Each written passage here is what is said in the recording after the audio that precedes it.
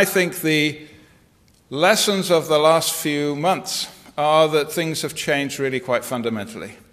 And the need for lean and the need to understand the potential of lean is never greater. The context changed in the UK a few years ago, creating the initial awareness and interest in lean when the government made hospitals much more dependent, or interdependent, or independent, and reliant on managing their own budgets, and introduced an element of competition. Suddenly, hospitals had to pay attention to managing their own affairs in a very different context. That created the initial interest in lean. Now the economic context is providing another impetus to really take lean seriously. And in my view, the recession actually has changed everything everywhere.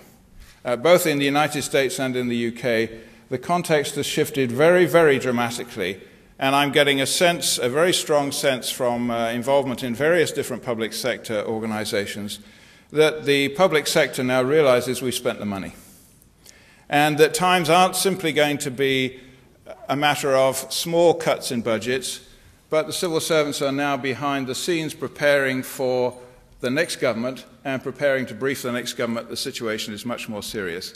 So I believe that we are likely to face very substantial, even double-digit cuts in public sector budgets. And that is what I know that many civil servants and public sector agency chiefs are now thinking about and preparing for.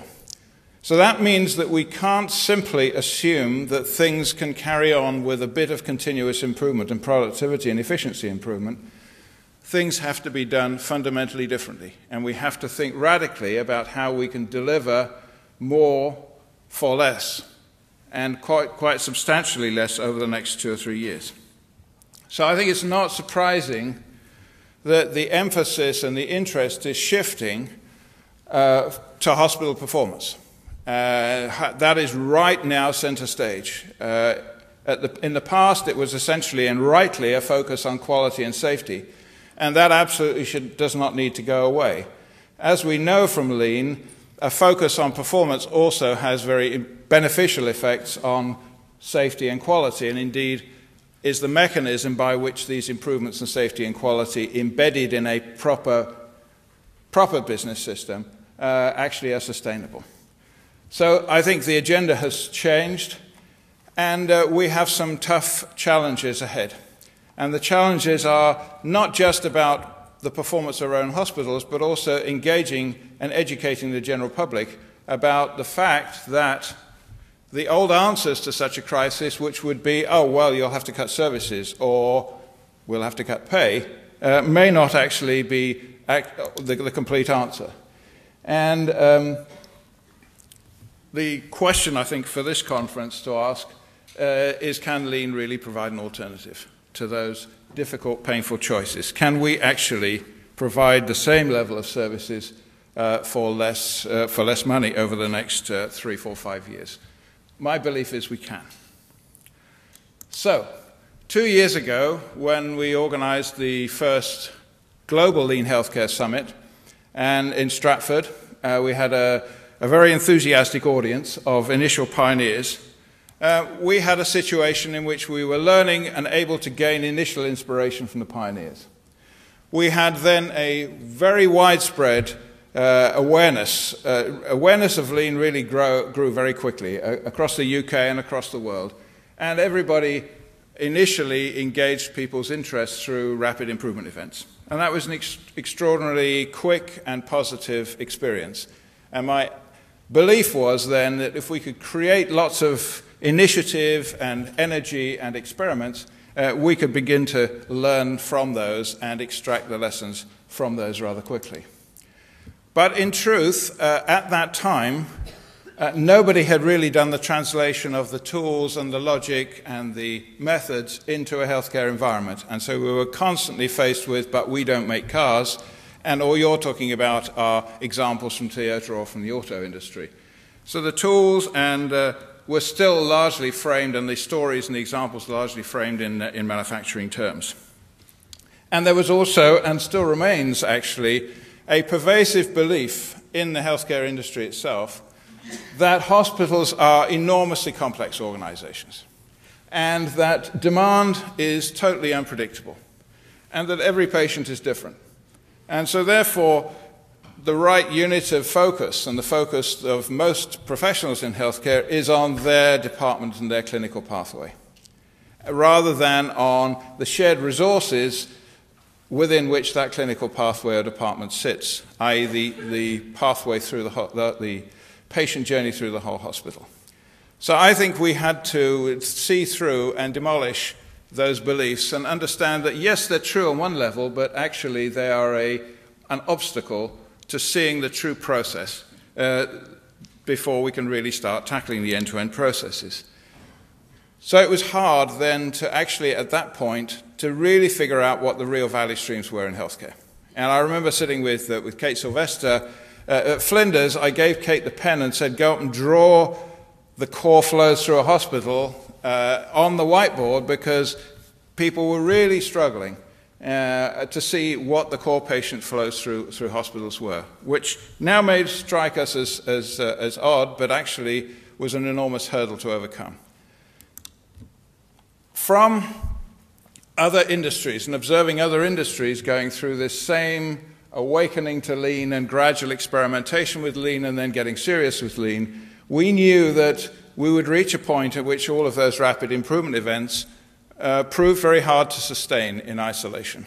They created a lot of energy and initial islands of improvement, but actually were not actually sustainable, because they were not within an end-to-end perspective, because we couldn't see the right value stream, the right context within which those improvements take place. They're very difficult to sustain, and it's very difficult to see the cumulative benefits of those right across the hospital. So we were naturally, not surprisingly, we started by tackling the easy pieces around the edge, and we left the hard part, which in most other industries is where you have to start, the hard part of the core flow, the core value stream that creates value. We were loath to go there and to tackle it. Indeed, many consultants said going into the emergency value stream is actually a nightmare, and you'd be wise not to try that. And the final conclusion of that is, if we don't have an end-to-end perspective, then that end-to-end perspective and the improvements are not actually focused on solving the business problems, on the real performance problems facing the hospital. So we don't have a link between the problem, between the value stream, redesign, which is the solution to the problem, and then all of the tools and techniques to improve and link all of the steps in the value stream. And I think it is still true today that in most hospitals, lean is seen, or continuous improvement and lean, often seen together, are seen as actually an additional activity to be done by operations, and not something that fundamentally changes the nature of what managers do in running the hospital. It's an additional activity to be done in kind of spare time, and we know there's no spare time in healthcare. So that's where we were, if we're honest, 2 years ago. We made a good start, tremendous energy, lots of people got to know each other who didn't know each other, and we've made, I think, a lot of progress since then. I think we all, in our experiences of working with lean and struggling with lean and learning from things that don't work, which is the most powerful thing, is that we've learned that there's an awful lot more to lean than we thought. Lean actually has much more profound implications for all aspects of the way we work together and the way we run a hospital. It's much, much more fundamentally challenging and radical than we initially thought, just applying some tools to eliminate waste. I think we also still have a great deal, and will always have a great deal to learn from the next set of lessons that the pioneers learn as they go deeper down their journey. And so that's one of the strands of the conference today. And very interesting, we've observed a lot of pioneers in pioneering lean in situations where nobody else had done it. The Art Burns and the Pat Lancasters we described in Lean Thinking, the John Toussaints and the David Fillinghams in this industry, who had to do it by taking the lessons from another industry because nobody else had done it yet in their own industry. And those pioneers were literally pioneers and have done an absolutely sterling job. In each case, the sustainability of those ideas depends upon them or somebody else often. They often go off to fight a new battle, following behind to actually systematize and create a system out of the lessons that the pioneer has learned and the findings the pioneers have achieved. So that process of hearing from the pioneers needs to also be systematized, needs to be digested, needs to be genericized so we can all learn how to accelerate our progress to achieve the things that they've achieved. And the second strand, and this is the strand we've been engaged in, I was quite convinced after that last Transformation Summit, the time 2 years ago, we needed to go down into the details to really unpick what the real value streams were, what the tools look like, how to adapt the concepts and the principles for redesigning those value streams into healthcare. So we needed to dig right down into the details. And the only way to do that is through action research. And so today we will be, in a sense, presenting a report card on 2 years or 3 years of experiments of action research to look how to develop a common method, how to diagnose the core problems facing a hospital, how then to analyze the tools and thinking and adapt those to a lean environment, because we know from many other industries that a lot of adaptation is necessary to really work in different sectors, and that is detailed work that needs to be done. And then how to identify and also to manage the end-to-end processes through health hospitals. So that's what we're going to report on today. But the interesting thing that emerged, I think, has emerged over the last couple of years, and particularly more recently, from both of those strands of research, the pioneers and the action research, the common thread, the common frontier that emerges is management. And we used to think of this as essentially an engagement, a bottom-up engagement activity. I think we're recognizing this is also an end-to-end activity. And that's a difficult thing, to get people to work across departments and to really understand and see and manage end-to-end, and it's a fundamentally new management challenge. But actually this also has to be led top-down. And what does that mean? It doesn't mean talking to senior executives in the language of the Gemba. It means talking about the work that executives need to do to prioritize and support and to direct horizontal activities to streamline the core processes through the hospital. Now, fortunately, in parallel with this work that's been going on in healthcare, we've done actually quite a lot of work thinking about these management issues. And over the last couple of years, there have been, I think, a lot of progress in beginning to understand what lean management looks like. And that, I think, has a lot to inform the questions that we now have about how do we build the appropriate management structure for healthcare in the future. And there are really 3 levels. If I could summarize that in the light of thinking about the healthcare management issues, at the top, I think really what is fundamentally emerges as a theme for top management is the ability to really focus activities on the vital few problems or the vital few performance gaps that if you could close would make the biggest difference to the performance of the organization. So that is an extraordinarily difficult task of deselecting all of the other things that might be done and really focusing everything on the critical few things that would make the biggest difference to the hospital. And then recognizing that to close those performance gaps, you're talking about fundamentally creating, in the first place, and then redesigning the value stream. So a value stream redesign is the answer to solving those performance gaps. And that, in turn, has implications then for how you use policy deployment to turn these gaps into specific actions deployed right through the organization, but also has implications for how we manage the conflict, the potential conflict between departmental interests and the interests of the value stream, the horizontal and the vertical dimension. And in that regard, there is a current debate, and we are, I think, in the period of experimentation to try and find a way of replicating Toyota's answer to being able to manage the horizontal dimension as well as the vertical dimension. Toyota is absolutely as vertically organized as any organization on the planet. It's the right way to organize careers, knowledge, budgets, resources, absolutely. And Toyota does that. But Toyota also has separated out a management responsibility for giving a responsibility to a value stream manager to take the end-to-end view across departments, end-to-end, door-to-door, and even beyond, over successive product generations in a production environment, and yet has no real authority over the resources to accomplish that. So you begin to set up a dialogue between the authority of the function holders and the budget holders and the responsibility of the value stream manager to achieve the end-to-end result, optimizing the whole rather than the pieces. And this separation of authority and responsibility is really a fundamental leap in management beyond the initial management model that was developed initially by Alfred Sloan at General Motors and Jack Welch later on at GE.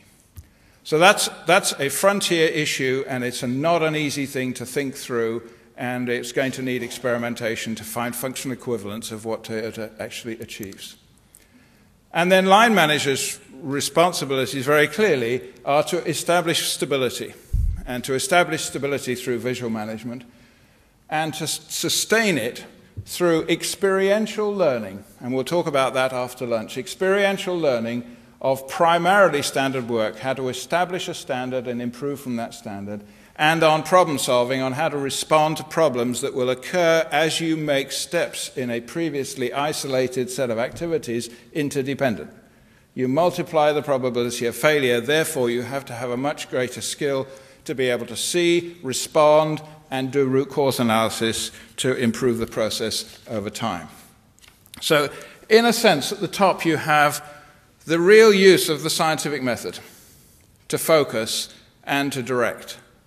And this is the same scientific method, which is interesting, as the doctors use to diagnose medical problems and treat medical problems, at least they should, using good evidence-based medicine. I know that's not fully there yet, but that's Don Berwick's campaign, and absolutely right. This is, in a sense, the evidence-based, the scientific evidence-based management system using the same scientific method to diagnose problems with the organization. So, I think we have a framework, and I think we have a series of insights, and we have a lot of hypotheses about how to make this lean management system work. And that is the challenge for, I think, for the next 2-3 years, is to really articulate that in healthcare.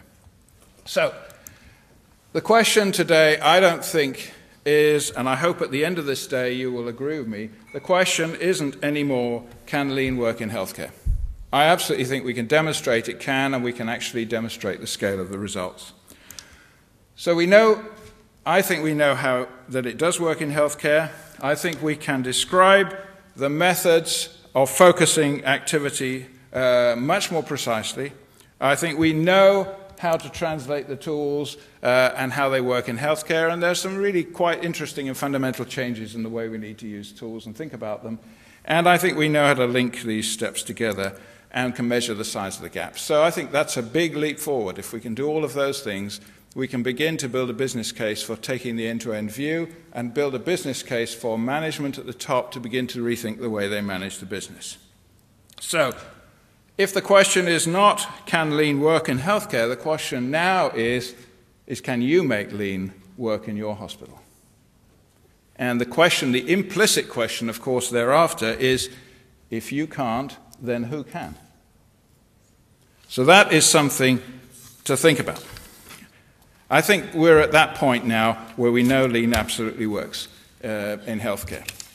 And we're going to today articulate and understand and fill in the pieces. And I hope by the end of the day you will go home and begin to look at your lean activities in a different light.